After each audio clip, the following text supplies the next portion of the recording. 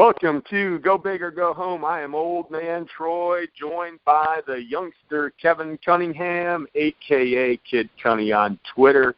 Kevin, what an exciting weekend.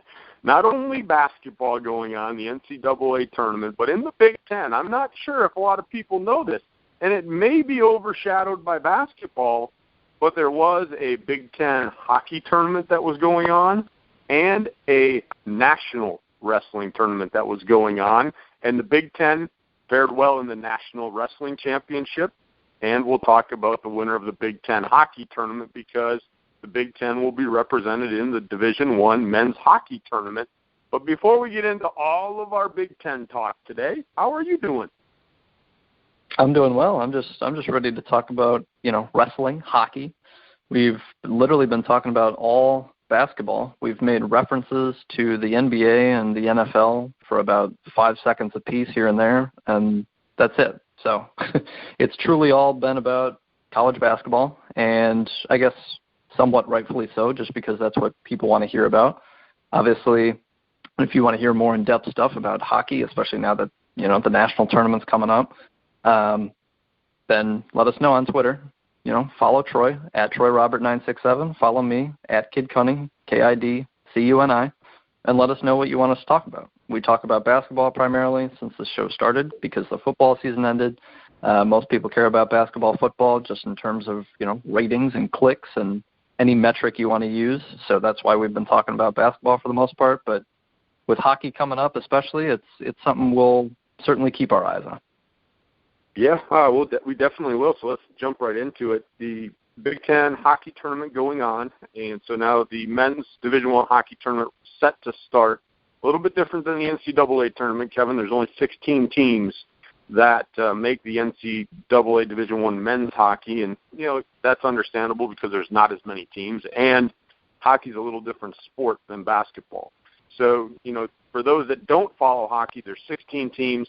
Now they're playing for basically what their Final Four is called is the Frozen Four, and the Big Ten has some representation. A very good Minnesota team, and then I think a shocker as Penn State defeated Wisconsin, Kevin, in the Big Ten tournament title game. And Wisconsin has had a powerhouse hockey program for years upon years. Penn State, relatively a younger program, but, man, they're starting to get some players, and they just kind of put themselves on the map with this Big Ten tournament win this weekend. So hats off to Penn State, even though I'm a Wisconsin guy. When I went to Whitewater, I used to make the trek to Madison on the weekend, Kevin, to watch the Badgers play back in the late 80s, early 90s. Yes, I'm an old man, but they were at their heyday back then. And watching Badger hockey, to me, back in the late 80s, early 90s, was actually as good as watching NHL hockey. That's how good those teams were in the late 80s, early 90s. And I certainly enjoyed going to the field house and watching those teams play. But hats off to Penn State for knocking out a power in Wisconsin and actually not allowing the Badgers to make the national tournament. So Minnesota's in, Penn State's in.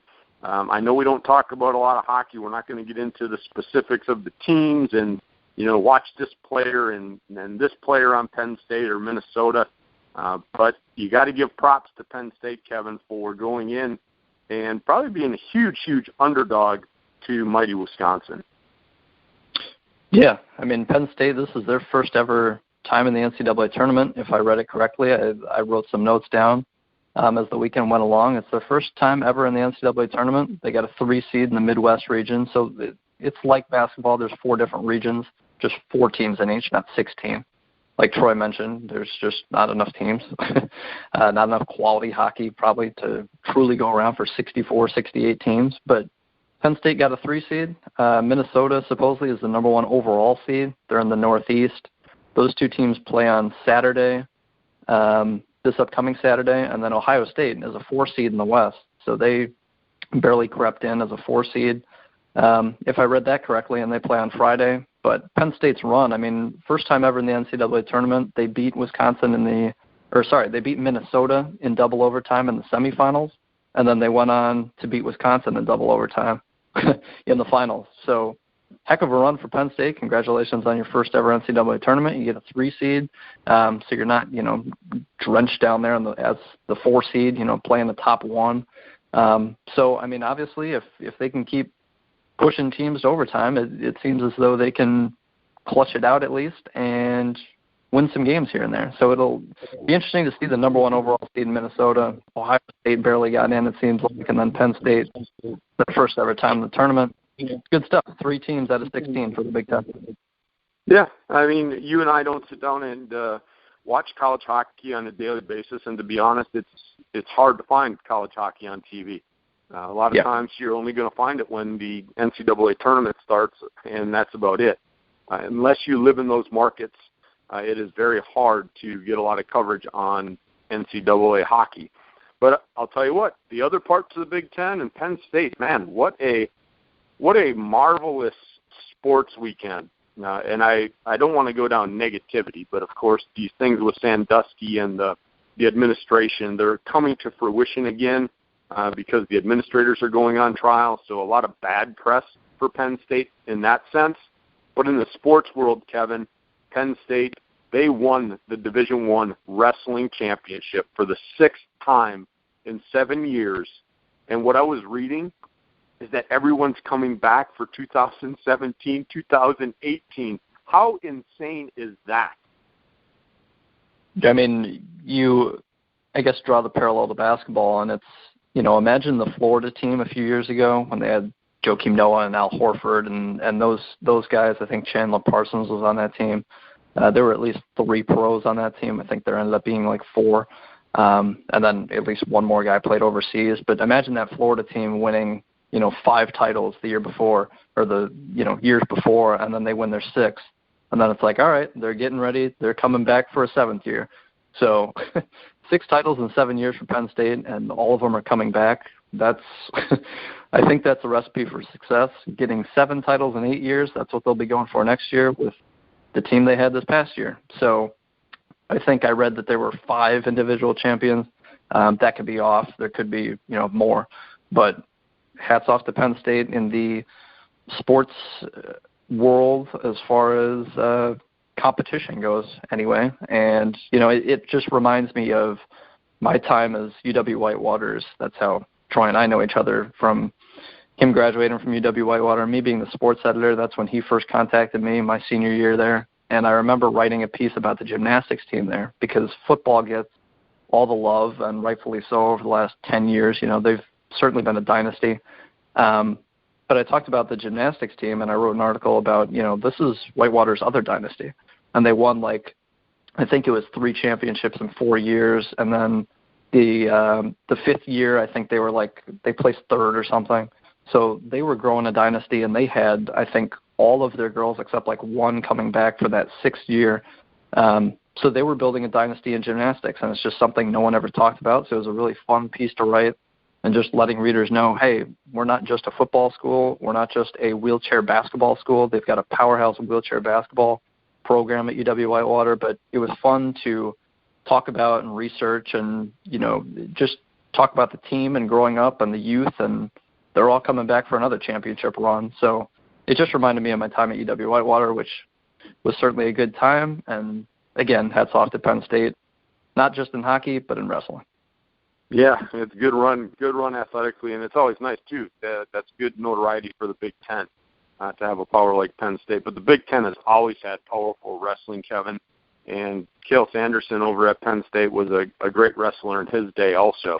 But for him to take that Penn State team and just basically cruise through the championship, it wasn't even close. It was 146 points to 110 points. The nice thing, too, is that he does recruit some of the best wrestlers in Pennsylvania to go to Penn State. So it's not like he's scouring down and taking kids from other states. If you're one of the best wrestlers in Pennsylvania and he feels you can compete at a national level, he's going to bring you to Penn State. And I think that's pretty cool that he tries to keep those Pennsylvania kids, the best ones, in the state at Penn State. So, again, hats off to Penn State wrestling. Hats off to Penn State hockey. Good luck to Minnesota, Ohio State, and Penn State. It'll be great and exciting for us to follow that and keep that on our show moving forward here through through the rest of March Madness, which, Kevin, that is the media frenzy. March Madness, rounds 1 and 2, you and I talked about it, not really major upsets, not really major. There were a few, but nothing crazy. And then, well, I should say round 2. Round 1, I guess, I'll put it this way. Round 1, nothing crazy. Round 2, for the Sweet 16, you're looking at the Sweet 16, and boy, now it is crazy. Now it is crazy whacked up with some 2 seeds being gone, a 1 seed being gone. It is unbelievable. I would have to say a lot of brackets are busted, but you and I are still alive because we have our champion still playing, which is good. Our champion has not been eliminated. But, man, Kevin, I look at this Sweet 16, and I want to start off right at the top. Wisconsin beating Villanova. Wisconsin in the Sweet 16, I think they have a realistic shot to make the Final Four. Now, if they play Badger basketball, Evan and I talked about it on a show that we do, Red Light Sports Ramble, last night. I feel the Badgers have a very good chance to make the Final Four the way they're playing these last 2 games. If you would have asked me at the end of the regular season before the Big Ten tournament title, I would have said, heck no. That's why I picked them to lose to Villanova. But you and I even kind of foreshadowed that Wisconsin had more than a fighter's chance to beat Villanova should they get into their type of game, inside out, open looks, hit their outside shots, play good defense, and that's what Wisconsin did. They're moving on into the Sweet 16. Yeah, I mean, holding Villanova to 62 points is no easy task. Like you said, I mean, there is a recipe to beat Villanova this year, and they lost their NBA big man a year ago, and so they kind of had a hole down low, and Wisconsin exploited it. You know, it's not as though Happ went for 25 and Hayes went for 25, but they were effective enough. They limited Villanova's offense. They got open looks from 3. They hit them, and they're moving on. I mean, Wisconsin, we talked about it a couple days ago. Wisconsin controlled the game as long as Koenig was in the game. He had 4 fouls at the 13-minute mark, then was out for about 7 or 8 minutes. That's when Nova kind of took over, had a 7-point lead at one point, but Wisconsin went on a 15-5 run to end it. When Koenig was in, they controlled the game. And so it wasn't even as though, you know, oh, my God, Wisconsin was trailing for most of the game, but the last couple minutes went Wisconsin's way, and they shocked Villanova. It wasn't like that. They controlled the game, in my opinion. It's not as though Wisconsin was up 12-14 throughout, but the game was being played the way Wisconsin wanted it to be played, and that's why we knew there was a possibility for this upset to happen. That's why Villanova was favored by 5-6 points. It wasn't a 10, 12-point line. Vegas saw it as well. It was certainly a possibility. It happened, and now you're looking. I mean, you talked about the chaos in this tournament, and I kind of disagree with you there. I will say that, yeah, I mean, you know, you have Duke upset, you have Louisville upset, you have Villanova, the number 1 overall seed, upset. You know, certainly some shockers there. But I looked and I saw that the average Sweet 16, the average seed is like 4.14 or something. And this year it's like 4.02. So, I mean, this is a common year. You commonly see over the last few years, 1 seeds haven't gotten knocked out in the second round, which is weird. But that's been the trend the last like 5 or so years. But you typically see a couple 2 seeds go down, a couple 3 seeds. You usually have 1 or 2 double-digit seeds in the Sweet 16. This year you have 1. So it's kind of a typical year in that sense. It was just weird, like you said, the first round. There were, I think, 2 Vegas upsets and 6 seed-wise upsets, but some of them weren't upsets, like Middle Tennessee State. They were actually favored, I think, or it was a pick'em game. Wichita State was favored. So there was nothing crazy going on those first couple days, and then the second weekend hit. And, yeah, that's when the madness ensued, and that's why we have a normal-type Sweet 16. It is weird to have the number 1 overall seed gone. It's weird to have Duke, a team that people complained about should have been a number 1 seed. They're gone. People like this Michigan team, but I picked Louisville for the Final Four. I don't think I was crazy in that thought. But Michigan eked that out, 73-69. So, yeah, I mean, over the course of a 2-day stretch, you got a couple 2 seeds gone, the number 1 overall seed. That's when the madness happened. But looking overall at the Sweet 16, I mean, you take out the East, and, you know, where Villanova and Duke went down. And in the Midwest, you got number 1 Kansas, number 2 seeds gone, But you got 3 seed Oregon, 4 seed Purdue. In the South, 1, 2, 3, and 4, all there. In the West, 1, 2, 4 are there. And then the 3 seed Florida State got upset. Xavier killed them by 25 points. That's your lone double-digit seed. So it's kind of a normal year. It was just madness in the second round, which usually it's kind of semi-madness in both the first and second rounds. We just all kind of had it in, a 2-day stretch this year. Yeah, and Wisconsin headlining that. I mean, Xavier's probably still that Cinderella story that we're always looking for. They're running into a tough game moving up. But, we talked about this. And now Florida will play Wisconsin, so I'm just going to go down the East, where it's really screwed up with no 1, no 2 in this bracket. And so Florida, I'm not so sure if Florida won this game other than Virginia just not coming to play, Kevin. Now, we talked about it, 39 points. 39 points.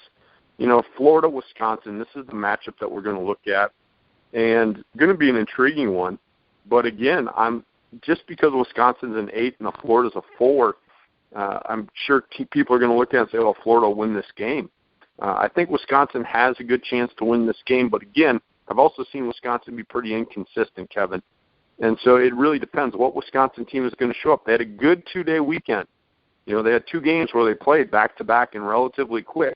But we've seen what the layoff has done to Wisconsin. They played really good second halves, and you and I thought, maybe they're going to turn the page. They go out the next week in the Big Ten, and they look like poo. So is this break going to hurt them? Because when you're a player and you're hot, like Bronson Koenig, and you want to keep playing. You don't want that 4-day break, or 5-day break as it's going to be. They don't play till Friday. So I'm not sure what Wisconsin team is going to show up against Florida. If the good one from the last two games shows up, I think they beat Florida.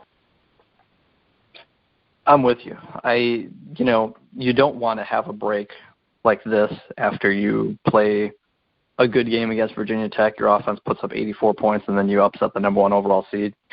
You obviously want to keep playing. But since the month of March, and I talked about it going into the NCAA tournament, this Wisconsin team has kind of stepped it up. The first game in March, they lost to Iowa, but they only gave up 59 points. They kind of collapsed down the stretch. They had like a 7-point lead with 5 minutes left, and then they just collapsed. But they only gave up 59 points. The next 3 games they won in the month of March, and then they lost the Big Ten final to Michigan, who's beating everyone. So you can't really count that as, a terrible loss. They only gave up 71 points to Michigan as well. So it's not as though Michigan just, put up 90 and Wisconsin's defense looked like crap. That wasn't the case. And so Virginia Tech, a hyper-offensive team that likes to shoot a bunch of threes, 74 points allowed. That's not atrocious to a very good offensive team. And then Villanova allowing 62 points. So this Wisconsin defense, I think, has really stepped it up since the month of March. The last couple of games in February, they gave up 83 to Ohio State, 84 to Michigan State. Since then, they've really clamped down, in my opinion. They gave up 49 to Minnesota, 48 to Northwestern. So I really like this Wisconsin team in the fact that it seems as though they literally just turned the switch on, and the seniors really started caring. You got 4 seniors in the starting lineup. Since the month of March, I just really liked where this Wisconsin team is at, so I'm with you in that I think Wisconsin should be favored to beat Florida. Wisconsin should be favored to move on to the Final Four, in my opinion. But, I think it is somewhat of a crapshoot down low where you've got South Carolina playing insane halves of basketball. They scored 65 points against Duke in the second half when they beat Duke. They scored 23 in the first half, 65 in the second half. So South Carolina put up a heck of a second half against Marquette, and they scored 93 points, and then they put up a second half insane output and beat Duke by scoring 88. So this South Carolina team can score when they need to, apparently. They're a top 5 defense in terms of efficiency. So the South Carolina team is really dangerous. I was uncertain about that Duke-South Carolina matchup. I obviously had Duke moving on. I'm a Duke fan. But I was a little nervous about it, and apparently rightfully so.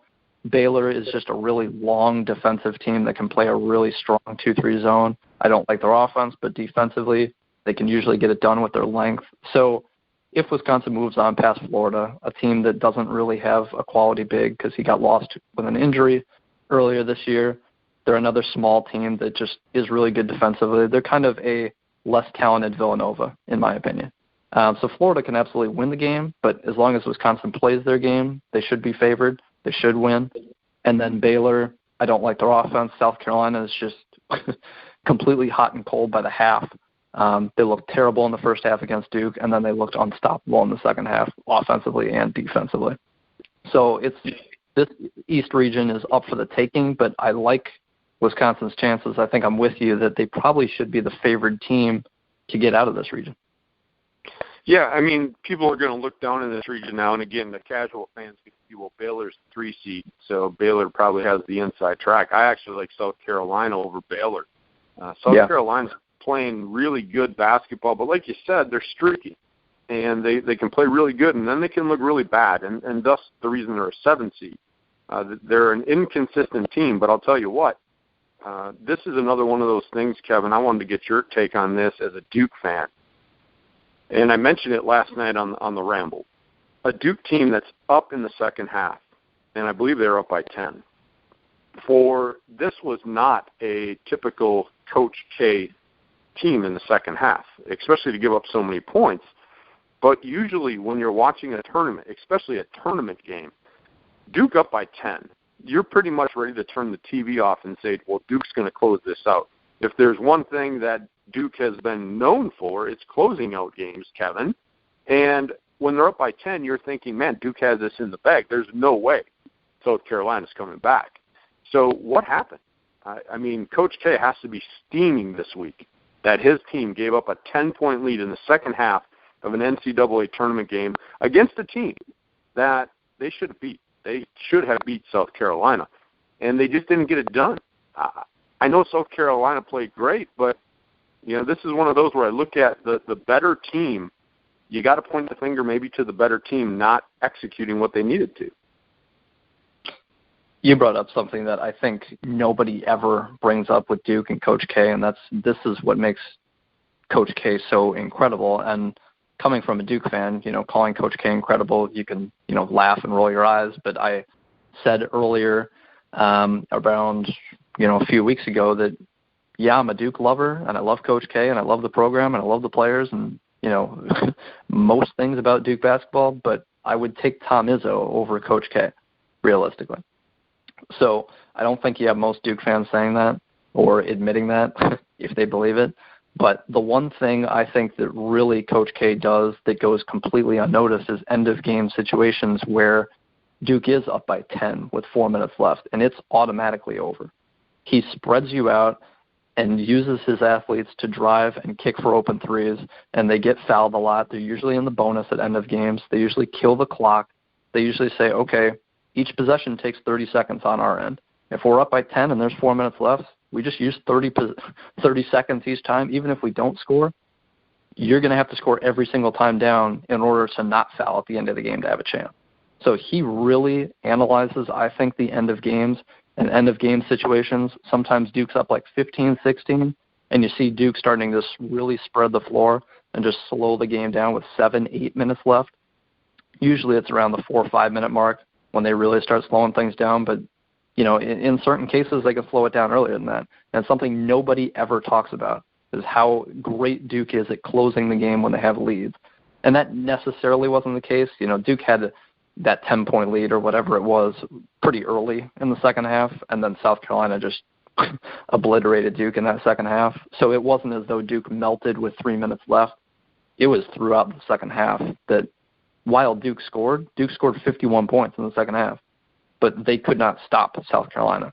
And I think the problem for Duke was they didn't open it up in the first half.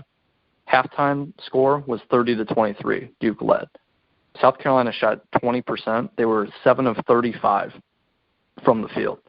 Usually if you score 23 points against Duke in a half, you're down by like 20. You're down by 15 at least. But Duke only scored 30 in that first half. So the defense is what kept South Carolina alive in the first half. The defense for South Carolina wasn't fantastic in the second half. Again, Duke scored 51 points in the second half. But Duke's defense, Duke's lack of depth, Kennard got in foul trouble. So Jefferson wasn't as efficient as he was in the first half. He also had a shoulder injury that he was playing through that game. He suffered that injury in the first half. So It was just a matter of Duke's defense. Duke's defensive woes. I said that if Duke were to lose in the NCAA tournament, it's because they can't stop elite offenses. Unfortunately, South Carolina is not an elite offense, but they still scored 65 points in the second half. So it was just a matter of Duke's defense playing terribly, which they were capable of. That's why they lost 8 games during the regular season. But it was also a matter of being only 7 deep, Emil Jefferson not being 100%, Luke Kennard getting 4 fouls with, however much time was left. So it was a matter of Duke's defense and lack of depth, which those were the knocks on Duke. That's why they lost 8 games. That's why they weren't perfect. That's why I would have loved to have SMU's best player not transfer to SMU. If they had that 8th man off the bench, I think Duke would have won this entire tournament. But they didn't. They were only 7 deep. You can only do so many things when you're kind of limited inside and you're reliant on Kennard to score at times outside of, Jason Tatum going off as a freshman. But Grayson Allen did his thing. But defensively, Duke just unraveled, and they didn't have the depth at the end of the day to stop a really hot South Carolina team that it seems like for halves of games is the best team in the tournament. Well, if they can put up 60 points against Baylor, you're gonna pencil South Carolina into the Elite 8. I mean, yeah. They can score in bunches, and to do it against a Duke team, now that's got to give them some good confidence. But just like Wisconsin, you play a great game, you knock off Duke, and now you got to wait. You got a couple of days of rest. You just want to get on the court today and play. Unfortunately, you got to wait until the weekend. Let's move into the West, Kevin. Gonzaga versus West Virginia. I didn't see West Virginia. I thought West Virginia would crack under pressure. But I'll tell you what, I think Bob Huggins might have something special here. I think they're going to give Gonzaga a game. I think Gonzaga will still win this game. But I think Bob Huggins, the way that they took care of Notre Dame, the way they frustrated Notre Dame, I give all the credit in the world to that West Virginia team. Yeah, no question about it. I mean, West Virginia is known for their press and pressing teams and beating the heck out of your guards, 94 feet up and down the court. West Virginia wants to go 9-10 deep, which is something, basically no team does. Teams have probably usually 7 quality players that they really like to play. Some have an 8th. That's a luxury. But, when you go 7 deep, you can have problems like Duke did. This West Virginia team doesn't have that issue. They go 9-10 deep. They want to run the heck out of you and make you tired and force you to turn the ball over. And that's exactly what they did in Notre Dame. And I didn't think that would be the case. I love Notre Dame's guards, but they looked like a team that was kind of lost. They had, I don't remember how many turnovers it was. It was in the double digits in the first half. And Notre Dame's coach, said at the end of the half that, well, that's what happens to West Virginia. That's what happens when you play them. So, that wasn't his main concern. But when you're turning the ball over that much and you're a guard-laden team that's supposed to take care of the ball and score at a high rate, that's kind of an issue. You're playing into West Virginia's hands. You only ended up scoring 71 points. I was surprised at how poorly Notre Dame's guards played in that game. I had Notre Dame moving on, but West Virginia and their pressing defense is certainly going to make it hard for Gonzaga. I like Gonzaga's guards. They finally have a real, probably NBA point guard in Nigel Williams-Goss. That's something Gonzaga never has. This is probably Mark Few's best point guard. This is probably Gonzaga's best defensive team. So this game, in my opinion, will be in the 70s. I have Gonzaga moving on regardless, whether they played Notre Dame or West Virginia. But certainly this West Virginia team is going to give Gonzaga nothing they've ever seen in recent history. I mean, even if you're playing in a major conference, ACC, Big 12, Big 10, you don't play a team like West Virginia unless you play West Virginia because of their style, because of their, basically 40 minutes of just chasing you all over the court. That's what they do. That's why they're a top 5, turnover machine year in, year out. So Gonzaga's going to have their issues, but I like Gonzaga's overall team ability to score defensively. They've got 7-footers. They've got NBA guys inside. So people talk about Karnowski and his 7-foot body inside for Gonzaga, but Zach Collins, the freshman, only plays 17 minutes a game, but he averages 10 points a game, 5 boards. He's probably going to be in the NBA next year, if not the year after. So Gonzaga's got the height to beat West Virginia. They just need Nigel Williams-Goss, their point guard, their leader, transfer from Washington. Mark Few's probably best point guard that he's ever had. As long as he keeps the ball in his hands, gets out of the press cleanly, I like Gonzaga to move on. So I want to get off basketball for just a second, not the sport of basketball, but I want to switch over to fans, Kevin. I texted you yesterday when I was driving. I live in Western PA, so I'm going to have a little bit of West Virginia connection. So I've been able to follow West Virginia basketball, a very good team. I just gave them a lot of respect. I said they can give Gonzaga fits.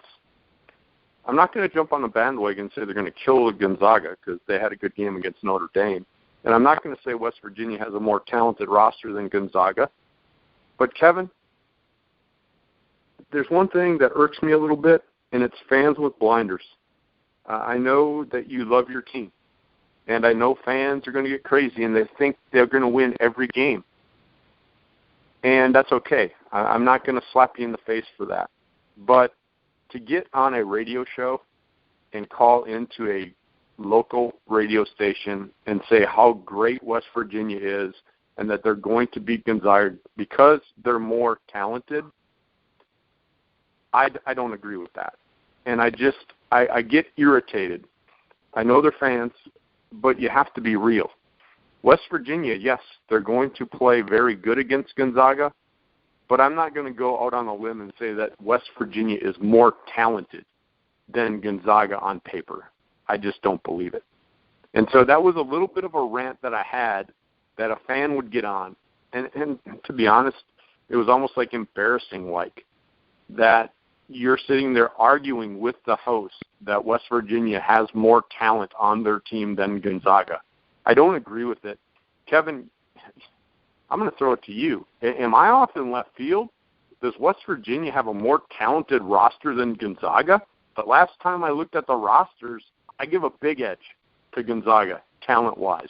Now, I'm not saying that West Virginia can't win the game, but I'm not going to go claim that my team has more talent than Gonzaga. So I want to get your thoughts. Fan is short for fanatic, and usually that has a negative connotation to it. And in this case, and I think most cases, it's correct to call your average local fan who just loves his team, no matter what they do, loves his or her team, no matter what happens, no matter, you talked about Penn State earlier in the show and how there were negative things going around the program with the whole Sandusky thing. And there are people, in Penn State's camp who will 100% support Joe Paterno and think he did absolutely nothing wrong. Yet, facts are facts. And he didn't come out with the Sandusky thing, even though he knew about it. And so he just wasn't sure what to do. And I think the average person would say, well, I think you kind of press the matter and you let police know and you stick with it until something happens. But that's not what happened. And so there are just some fans that are true fanatics of their school, of their team, of their community around them, their state, whatever it is, that, have blinders on and just can't understand the real world and root for teams and coaches that do absolutely horrific things and just not think twice about it. And so, there are those fans out there, and I think more often than not, fans can be delusional about their teams. There are certainly smart fans out there. I just think there are fewer true, loyal, smart fans that are objective about their team than crazy fans that think their team is the most talented thing and they should win championships every year and you should fire your coach every other year if they don't win a title. It's kind of like Notre Dame football now. Notre Dame football thinks they should win a title every single year. Well, this isn't 20, 30, 40 years ago anymore. Notre Dame is not that insane powerhouse that should get top coach after top coach and top recruit after top recruit. It's just not that way anymore. Notre Dame doesn't get more exposure than every other team anymore. Top prospects don't want to go to Notre Dame because of that anymore. Every school gets, TV deals and is on national television every single week if you're a Power 5 school. So anyone can see these schools. It's a matter of more than just, hey, we're on TV every week on NBC. Well, that's not going to sell the top kid to go to Notre Dame anymore. So it's just a different time. And so West Virginia, for a talent example, I mean, I mentioned Gonzaga's point guard probably going to be in the NBA. Karnowski down low, everyone talks about him. To me, I don't know if he'll make the NBA, but he'll probably play professionally somewhere. I always talk about Zach Collins on the inside for Gonzaga. He's going to be in the NBA. He's a freshman. Averages 10 and 5, playing 17 minutes a game. He is extremely efficient, insane rebounder, great from the low block. He's going to be a heck of an NBA player. This team goes 7 deep. They can go 8 if they want to and need to. So Gonzaga's got the depth. They certainly have NBA players on their team. West Virginia, I'd be surprised if anyone made it to the NBA. Javon Carter's probably their best player, not just because he leads the team in points, but second in rebounds, tops in assists, tops in steals, 38% from 3, so he can shoot. He's a really nice player. But I don't expect him to be in the NBA. If he makes it, that's great. But that's one NBA player compared to Gonzaga's, 3-4 potential pros. So typical Gonzaga teams, yeah, I guess you could make the argument that a classic West Virginia team who has one NBA player on the roster is as talented as a classic Gonzaga team who has one NBA player on the roster. But that's if you do your homework and you can say, yeah, I guess, a really good West Virginia team is as talented as Gonzaga. People look at Gonzaga and they look at the conference they play in, and you just laugh at it. Well, no, you win 30 games. You only lose 1 during the regular season if you're really good. Otherwise, Wichita State would have 1 loss every year, or Middle Tennessee State would have 1 loss every year. Gonzaga dominates for a reason. Yeah, that was part of the argument on the call too, that he was ribbing the conference that Gonzaga played in, and so that was like his main preference. So it hurt me a little bit. I mean, yeah, you can be a fan and cheer for your fan and say, hey, I think they have a good chance to win, which they do. I mean, you're in the Sweet 16 and you have a good quality team, but don't come out and rip on the other team because they play in a conference that is weak. It is a very talented Gonzaga team. It just irked me a little bit, Kevin. I may be off in left field there, but it's one of those where I felt I had to rant about it because it was almost like the guy was embarrassing himself. Like, come on, now are you really a basketball fan, or are you just a West Virginia fan trying to rib Gonzaga because they play in a conference? They still won 30 games, like you said, Kevin. So they're a good team. I'm looking at the time, and I know we want to try to keep this as close to an hour as we can. So we'll move quickly down to Xavier, Arizona. We both have Arizona in the national championship game. Arizona struggled a little bit against St. Mary's, but they did what they had to do to move forward. And they play an upstart Xavier team that is a very talented team, but they had a big injury at point guard. They still don't have a true point guard. I know they're playing good basketball. Blewett is out of this world playing crazy good basketball. But I look at this matchup, Kevin, Arizona-Xavier, and this is the game. I think that it's going to be troublesome that they don't have that true point guard running the offense against an Arizona team that is just a complete team. Before their point guard, Edmund Sumner, got hurt, and he's going to be in the NBA at some point, this Xavier team was a top 5, top 6 seed. No question about it. They were a top 25 team in college basketball. He went out for the season with an injury, and they lost 6 straight games. Now they're riding the ship. They beat Maryland by double digits in the first round. They beat Florida State in the second round by 25 points. They put up 91.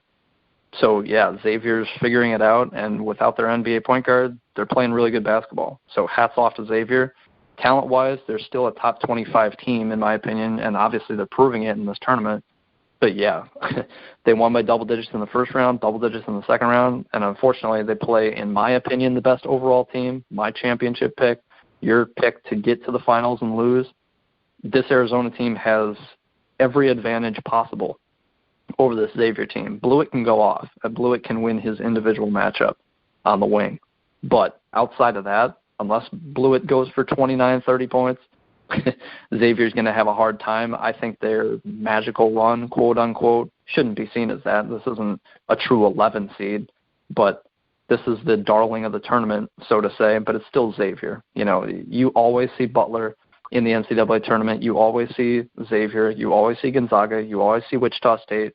This isn't a crazy, Middle Tennessee State from a year ago. This isn't, Florida Gulf Coast going on their first magical run. This is Xavier. They're always really good. They're not a top-flight program, but they're running into one in Arizona, and I think they end up losing by double digits. Yeah.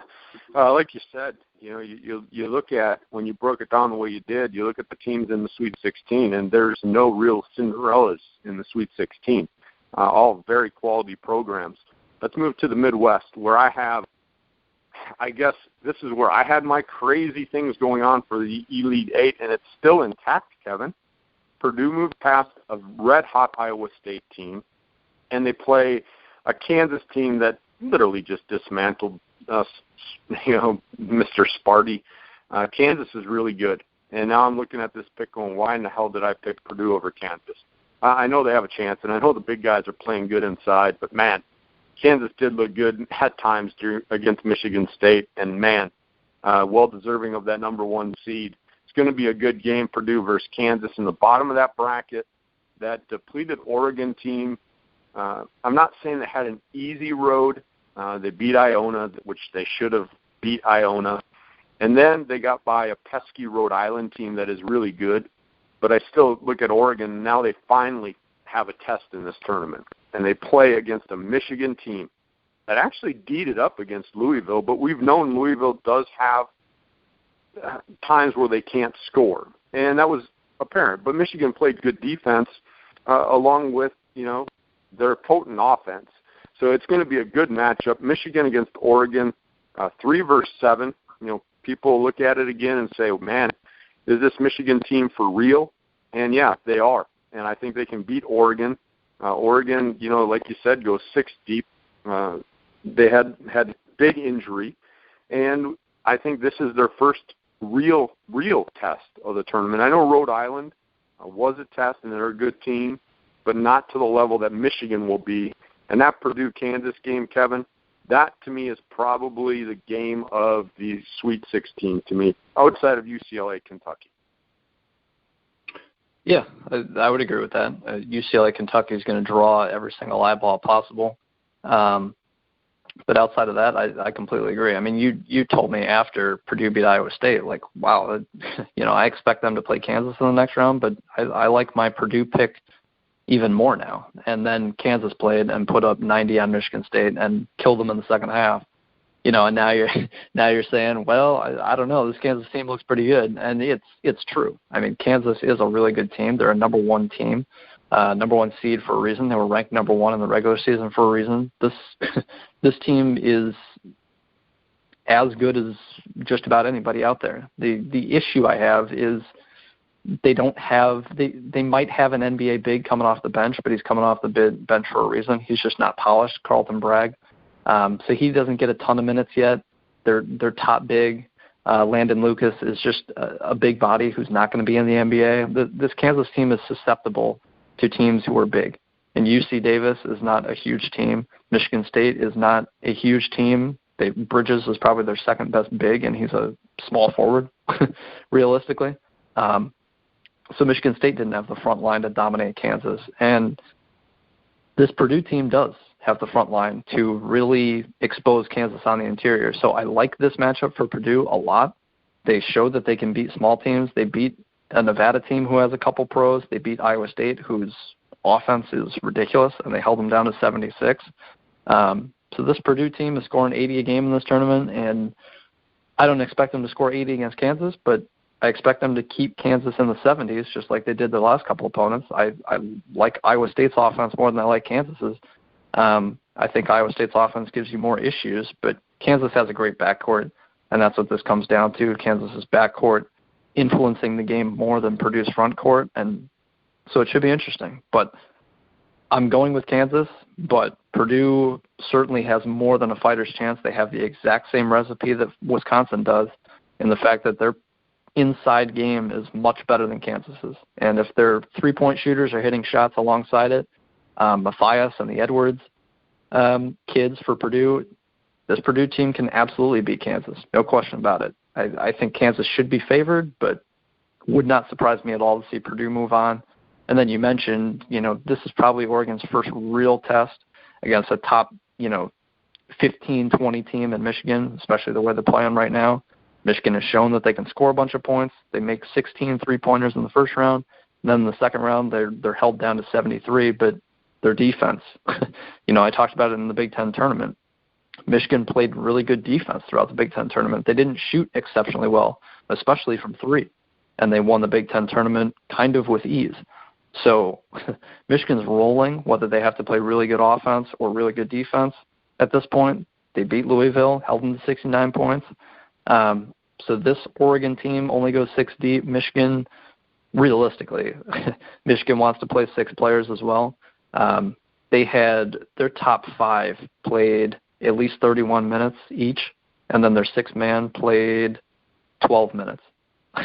So Michigan wants to play their top 5 guys. They can certainly go 6 deep. They can go 7 deep if they want to, but they're really comfortable with 6. It's just going to be a matter of whose team is hotter, and realistically, I think Michigan is, especially a week after Oregon won a couple games in this tournament. Yeah, they're playing for Chris Boucher, their big man who got hurt. You know, that sucks for Oregon. They were a true title contender before that injury. But now being 6 deep, they're still really talented, but they're only 6 deep. So Duke was 7 deep and got beat kind of because of that and their defensive problems.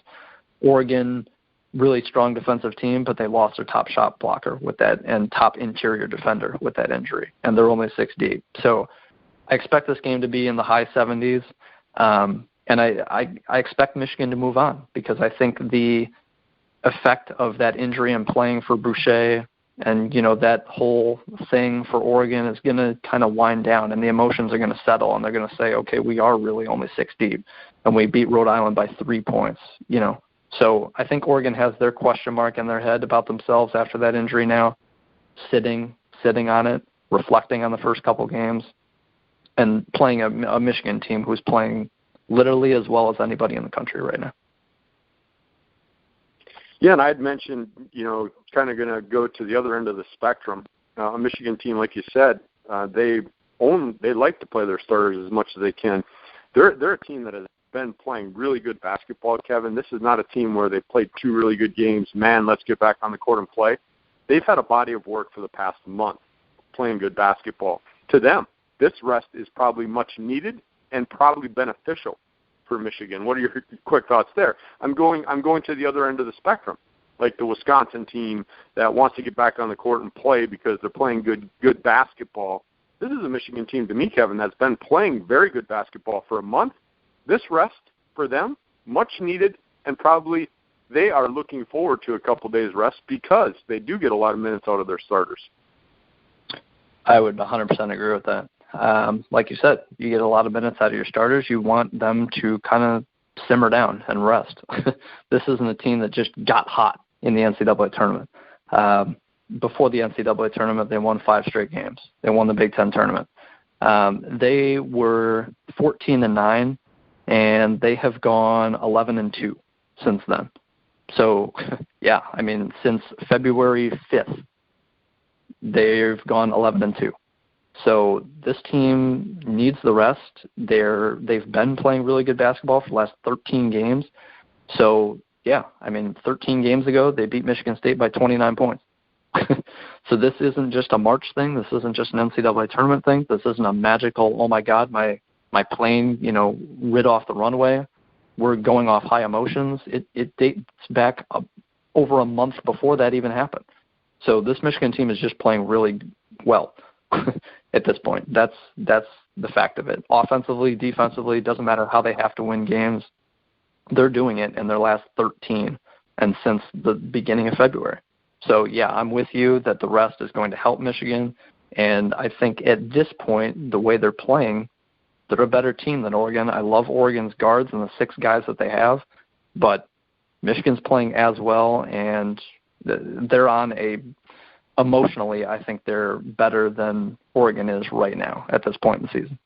Yeah, I agree with you. Let's move up and finish up with the South here, Kevin. Cream of the crop in the top part of the South. I'm not going to say in the whole South because this Elite 8 matchup is going to be a doozy. But I don't think North Carolina is going to have a problem getting by Butler. Butler, a 4 seed in my mind, maybe past tournament success, maybe some recognition of the program, got them to the 4 line. I don't think they were a 4 seed in my mind. They're a good team. Don't get me wrong. But I think North Carolina is just too talented for Butler. I'm not going to get in depth about this North Carolina team. just overall, all around. I know Arkansas gave him fits for a little bit, but Roy Williams has this team playing very well right now. They should get into the Elite Eight. It'll be a game, though. There's runs by both teams, and Butler may come out. But I don't see, and I'm not going to call a Butler upset here in this game. I think North Carolina cruises into the Elite Eight, and then, man, my champion that I have, UCLA against Kentucky. What a game this is going to be, Kevin. I said the two games that I've got asterisks by that are must-watch, and I'm going to do whatever I have to sit down and watch it live, are Purdue, Kansas, and then this UCLA-Kentucky game. Oh, my. This is could be one of the best games of the tournament. I mean, you're talking about two teams, Kevin, that are playing very good basketball, and it's just going to be a doozy. I have to stick with my pick, UCLA. I think offensively, it's going to be one of those. Can UCLA continue their hot streak offensively? They're going to have to against Kentucky, but I think UCLA, I'm going to stick with UCLA, even though this is going to be a team that, Kentucky could very easily sneak into the Elite Eight. I mean, they're, of course, the 2 seed, UCLA the 3 seed. Everything to this point is chalked to the Sweet 16, and it's just going to be a very good game of two high-quality basketball programs going head-to-head for 40 minutes, and, you hate to have a loser in this game, Kevin. You look at both UCLA and Kentucky, both teams that probably well-deserving to be in the Elite Eight, but only one of them can go. Yeah. Before getting into UCLA, Kentucky, I mean, you mentioned Carolina and Butler, and Butler got a 4 seed. I think they were overseeded a little bit, but they took care of Winthrop. They played really good defense, and they held a Middle Tennessee State team, their top guard. They held him scoreless. So he was like 0 of 9 from the field. He didn't score. So this Butler team is playing really good defense now. This is why Butler got a 4 seed. This is why Butler beat Villanova twice. They didn't lose to Villanova this year. They beat them twice. So Butler is certainly capable of winning this game against Carolina. If they play really well defensively, then yeah, I mean, I can see the upset. Carolina just played an offensive-minded Arkansas team and scored 72 points. I thought Carolina would score 100. That's what I said on the podcast. That's what I said as soon as the bracket came out, was that Carolina was going to score at least 100 on Texas Southern, and then they were going to play Arkansas in the second round and score at least 100 again, because Arkansas likes to get up and down the court, and somehow Carolina scored 72 points. I only got to see a few minutes of that game, so I would have been really interested to see how Arkansas kept Carolina to 72. But if Butler can hold Carolina down the same way Arkansas did, yeah, I think the upset's possible. I'm going with Carolina. They have more talent. Butler overachieved this year with the talent that they have. That's why their coach is up there, like I've said numerous times, for Coach of the Year honors. But yeah, I mean, I can see the upset. Carolina certainly has the better team overall, though. That's why I have them moving on, like most. But yeah, UCLA, Kentucky, there are a lot of games I want to see. Carolina, as a Duke fan, I want to see Carolina go down to Butler. That would just be fun, especially now that Duke's out. Gonzaga, West Virginia, very interested in that one. Obviously, Wisconsin, we have interest in. Kansas, Purdue is going to be a heck of a matchup. And then Oregon, Michigan, also going to be a heck of a matchup. But, yeah, I mean, this Kentucky-UCLA game, I think Kentucky was a little, not necessarily overseeded, because they deserve a 2 seed with the resume they had, the way they cruised through the SEC. But I don't think this is a 2 seed type power team. Just like Wichita State didn't deserve a 10 seed, they deserve better. But, Wichita State, probably around a 5 or so. Kentucky, in my opinion, just the way they play, they're probably a 3-ish.